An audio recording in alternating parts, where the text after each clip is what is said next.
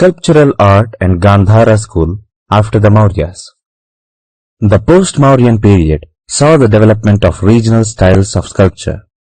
These regions were Gandhara and Mathura in north and Amaravati in the lower Krishna Godavari valley. Gandhara sculpture had survived dating from the 1st to 7th century and is homogeneous in style.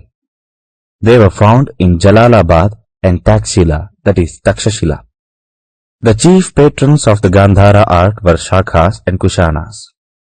It is mostly in blue-grey mica schist, sometimes in green phyllite and stucco, and rarely in terracotta. Except for a few Hindu icons, sculpture were Buddhist. It can be seen in monasteries and lower portions of stupas. They were beautiful. They show the birth of Buddha, his life events, the great departure, and parinirvana. The characteristic Gandhara sculpture are the standing or seated Buddha. The interpretation is Indian.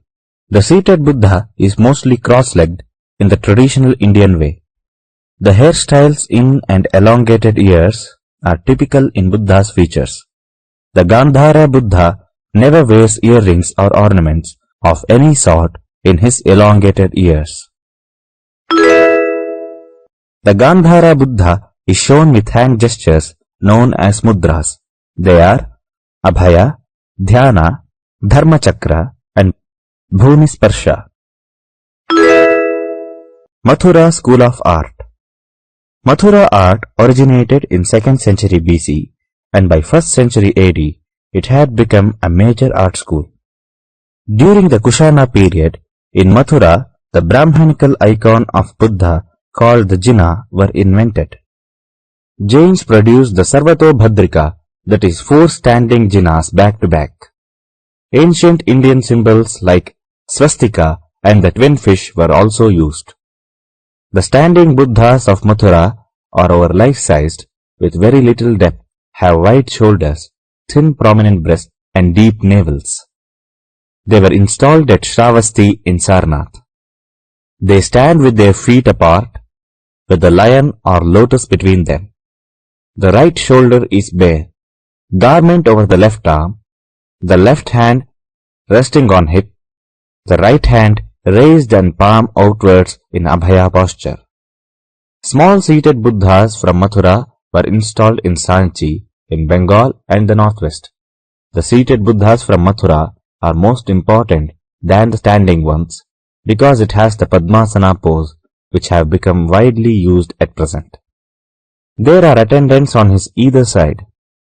There is a plain halo and on the ground of the statue, the branches and leaves of peepal tree are the symbol of enlightenment. The appearance of Hindu icons at Mathura is because of Shaivas and Vaishnavas. They are the lingas with faces of Shiva projecting from them, the goddess Durga slaying Mahishasur, Varaha Vishnu, Ardhanari, Shakti and Kartikeya. But their numbers are less than Buddhist and Jaina images. They were carved out of red sandstone with Indian aesthetic sense. They also include freestanding sculptures of kings like Kanishka. Amaravati. Andhra sculptures are mostly reliefs. Some sculptural reliefs from 2nd century BC are from the stupas at Amaravati and from Nagarjunakonda. The relief at Amaravati has Buddha's life, Jataka stories, kings, princes and palaces figures. Points to remember in this essay are: the post-Mouryan period saw the development of regional styles and sculptures. Gandhara art are characterized by standing and seated Buddhas.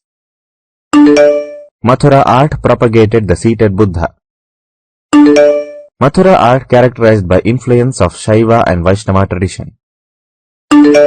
Amaravati sculptures are mostly reliefs based on Buddha's life.